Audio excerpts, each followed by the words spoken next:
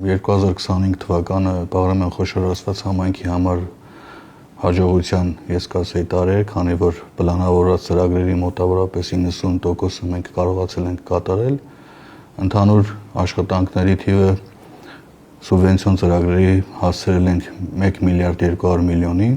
Կատարված աշխատանքների արդյունքում լուծվել են բնակչության համար կենսական նշանակություն ունեցող մի շարք խնդիրներ։ Առաջնահերթ էին խմելու ջրի եւ ոռոգման համակարգերի արդիականացումը, սահմանամերձ գյուղերի գազաֆիկացումը, աղբատար մեքենաների եւ աղբամանների ձեռքբերումը, ասֆալտապատումը, նոր եւ գործող մանկապարտեզների ջեռուցումը։ Բագարան, Երվանդաշատ եւ Կողբավան բնակավայրերը, որոնք Խորհրդային Միությունից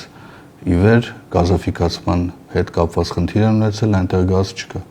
Այս տարի փորձել ենք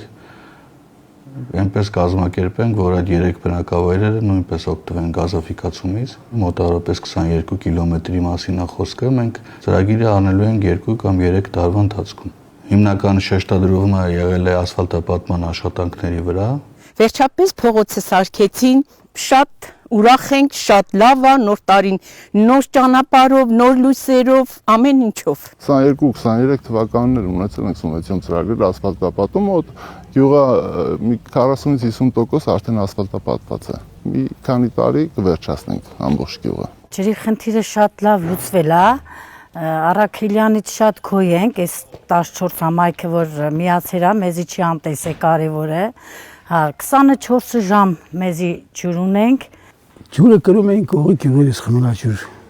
կանեստներով, ձեռքով բերում ենք։ Տալվորի գյուղում այս տարի հիմնականում ամբողջությամբ փոխարինվել է հին ներքին ցանցը, այդ խմելու ջրագծերը նորով։ Այնտեղ էլ ահակին առաջ խաղացում եղավ այդ ջրի գծով։ Ժողովուրդը այսօր մշտական ջուր ունեն ու շատ քիչ այն ժամանակ, որ մինչև փոխվել է, մենք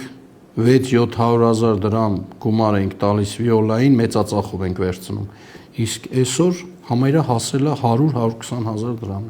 Այն ժամանակ եթե գնում էին ջահելները, հիմա ասում փառք, ուզում ենք պահենք տեղում, որտեղ ամեն հարմարությունը ուզում ենք անենք, չենք ունեցել ոչ մի բան, զերոյից արել ենք ոռոգման ջուր, խմելու ջուր, փողոցի լուսավորություն, գազը ամենակարևորը։ Այս ասֆալտապատումը մյուս տարի էլ մի 2 փողոց կանենք, մի 2 տարուց երևի ոչ մի բանի կարիք չենք զգա, մենակ մնա դպրոցի հարցը, որ երեխեքը շատանան, տեղում դպրոց հիմնեն, 100 աշակերտ ավելանա։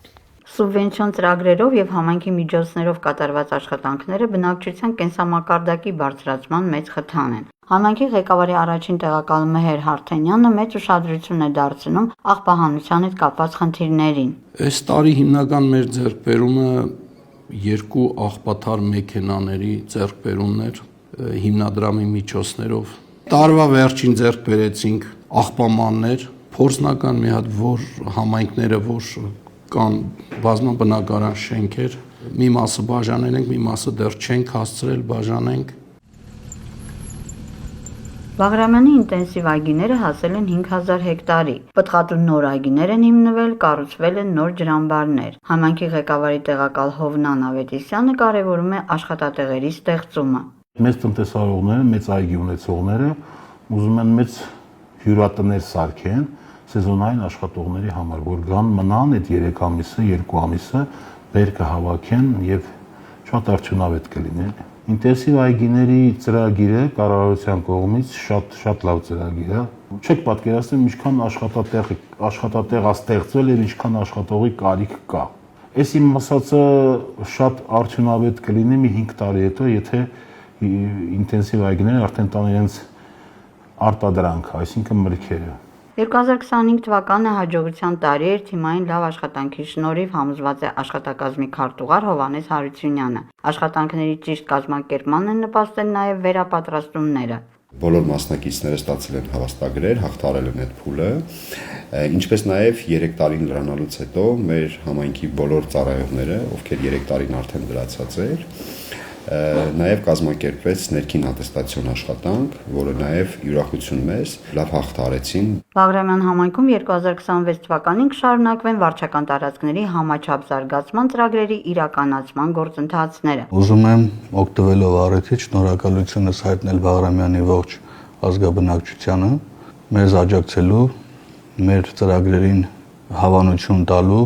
ուզում եմ նաև շնորհակալություն հայտնել սեփական եկամուտները կատարելու համար արդեն մոտ 4 տարի է մենք Բաղրամյան համայնքում 100 եւ ավելի տոկոս հասցրել ենք մեր սեփական եկամուտների հավաքագրումը։